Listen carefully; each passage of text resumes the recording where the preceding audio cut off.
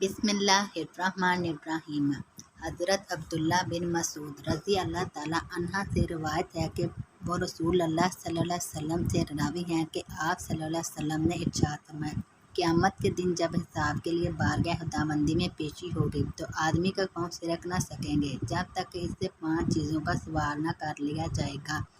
ایک، اس کی پوری زندگی اور عمر کے بارے میں کہ کن کاموں میں اس کو ختم کیا، اور دوسرا، خصوصیت سے اس کی جوانی اور جوانی کی قوتوں کے بارے میں کہ کن مشاغل میں جوانی اور اس کی قوتوں کو بسیطہ اور پرانا کیا، اور تیسرا اور چوتھا، مال دولت کے بارے میں کہ کہاں سے اور کن طریقوں اور راستوں سے اس کو حاصل کیا تھا اور کن کاموں اور کن راہوں میں اس کو صرف کیا، اور پانچواں سوال یہ ہوگا کہ جو کچھ معلوم تھا اس کے بارے میں کیا عمل کیا۔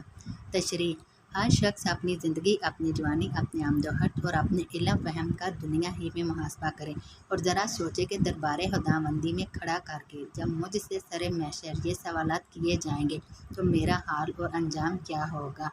اللہ تعالیٰ اپنی رحمت اور کرم سے آسانی فرمائے، ورنہ امتحان اپنے نوعیت کے لحاظ سے یقیناً بڑا سخت ہے،